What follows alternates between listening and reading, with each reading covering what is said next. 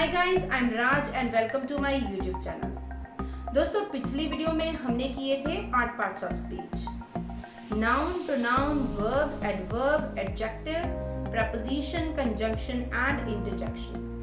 लेकिन एपिसोड 1 में हमने सिर्फ 4 पार्ट्स ऑफ स्पीच को कवर किया था और इस एपिसोड में हम करेंगे बाकी के 4 पार्ट्स ऑफ स्पीच। आइए सीखते हैं पॉपकॉर्न से एडजेक्टिव्स का कॉन्सेप्ट। पॉपकॉर्न्स कैसे होते हैं? इनका कलर वाइट या फिर येलो होता है। ये खाने में सॉल्टी होते हैं, क्रंची होते हैं, यम्मी होते हैं, डिलीशियस होते हैं।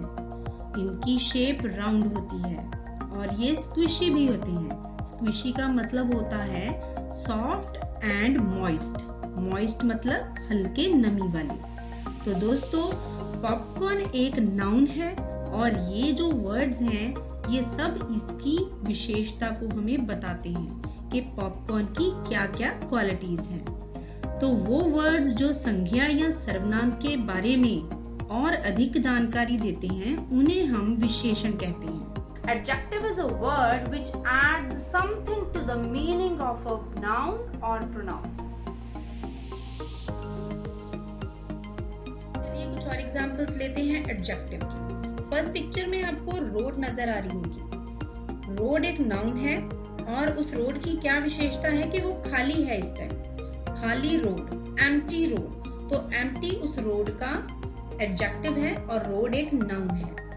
सेकंड पिक्चर में आपको एक बॉय सोफे पर लेटा हुआ नजर आ रहा है और उसकी क्वालिटी ये है कि वो इस टाइम लेजी है।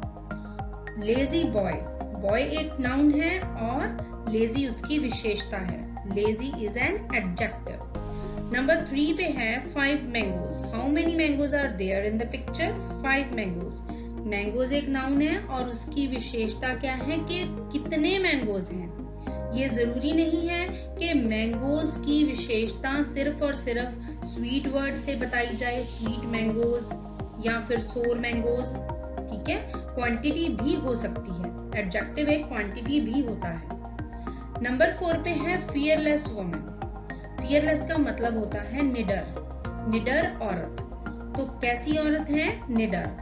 फियरलेस एडजेक्टिव है और वुमन एक नाउन है। प्रेपोजिशन एक ऐसा वर्ड है जो सेंटेंस में नाउन या प्रोनाउन को सेंटेंस के बाकी के वर्ड्स के साथ लिंक करता है, उनका आपस में संबंध स्थापित करता है। ऐसे वर्ड्स को हम प्रेपोजिशन कहते हैं। The cow is grazing in the garden. Cow garden में घास चर रही है। तो इस सेंटेंस में काउ एक नाउन है और गार्डन भी एक नाउन है। दोनों में आपस में संबंध स्थापित किया है प्रेपोजिशन ने। इस सेंटेंस में प्रेपोजिशन है इन। तो काउ कहाँ पर ग्रेजिंग कर रही है? In the garden. Second sentence में है she is standing at the door. वो दरवाजे पर खड़ी है। Where is she standing? वो कहाँ पर खड़ी है? At the door.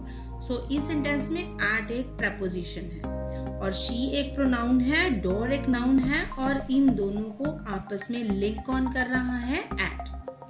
Third sentence में she cooks food for me. वो मेरे लिए खाना बनाती है। she इसमें pronoun है, me भी इसमें pronoun है और इन दोनों को आपस में लिंक कर रहा है for. वो खाना किसके लिए बना रही है? For me. तो फॉर इसमें प्रेपोजिशन है। She set by the fire. वो कहाँ बैठी है? By the fire. बाय यहाँ पर प्रेपोजिशन है।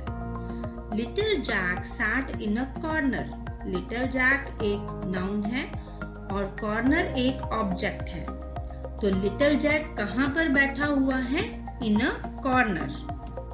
Here are some prepositions: in, at, on, for, to, from, OFF, of, out, beside, through, with, and about.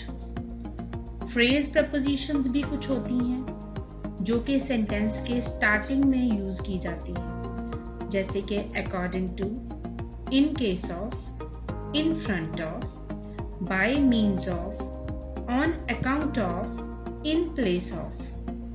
A conjunction is a word which joins two words two sentences और to clauses.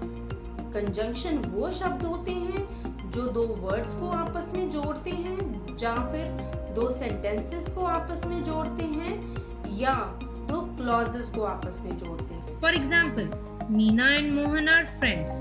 Meena और मोहन दोनों दोस्त हैं। मीना और मोहन को कौन सा word है जो जोड़ रहा है? वो है एंड। तो एंड इस सेंटेंस में एक कंजंक्शन है। सेकंड नंबर पे है I got late for the office because it was raining. मैं ऑफिस के लिए लेट हो गया क्योंकि बारिश हो रही थी। इसमें रीजन बताया गया है। और कौन सा वर्ड है जो इन दो सेंटेंसेस को जोड़ रहा है? वो है बिकॉज। तो इस सेंटेंस में बिकॉज एक कंजंक्शन है। I read the paper because it interests me. मैं पेपर पढ़ता हूँ क्योंकि मुझे ये पसंद है। इन दो सेंटेंसेस को आपस में कौन जोड़ रहा है? वो है हमारे पास conjunction because. Marley and Jack are best friends. इस सेंटेंस में मार्ले और जैक ये दो वर्ड्स हैं। इन दो वर्ड्स को आपस में जोड़ रहा है and. I was annoyed, still I kept quiet. मैं नाराज था, फिर भी मैं चुप रहा। ये दो सेंटेंसेस हैं। इन दो सेंटेंसेस को आपस में जोड़ रहा है still. I ran fast, मैं तेज भागा, but I missed the train. पर मैंने ट्रेन मिस कर दी। इन दो सेंटेंसेस को आपस में जोड़ रहा है but. And conjunctions before, after, since, till. ये कंजंक्शंस हमें सेंटेंस में किसी काम के होने का समय बताती हैं। Reason, because, as. ये कंजंक्शंस हमें सेंटेंस में कारण बताती हैं। Condition, if, unless. ये कंजंक्शंस हमें ये बताती हैं कि कोई काम अगर ये हुआ है तो क्या होगा। कंसेशन, दो, ऑल्दो, चाहे या फिर हालांकि। Comparison, then. ये सेंटेंस में हमें दो पर्सन्स के बीच में या फिर दो चीजों के बीच में कंपैरिजन करके बताती हैं, जैसे हम एडजेक्टिव्स में कंपैरिजन करते हैं। Interjection is a word which is used to express some sudden feelings or some sudden emotions. कई बार कई situations में हमारे मुंह से अचानक कुछ words निकलते हैं, या तो वो खुशी के होते हैं या फिर गमी के होते हैं, या फिर सरप्राइजिंग होते हैं, हैरानीजनक होते हैं। तो ऐसे वर्ड्स के लिए हम लोग कुछ वर्ड्स यूज करते हैं, उन्हें हम इंग्लिश में इंटरजेक्शन कहते हैं। Let's take some examples of interjection. Ouch, it hurts. ये है emotion of pain. Ouch word यहाँ पर interjection है जो कि पेन होने के लिए यूज किया जा रहा है। Alas, I failed the exam. मैं बहुत दुखी हूँ क्योंकि मैं फेल हो गया हूँ। तो यहाँ पर alas word sorrow को प्रकट कर रहा है।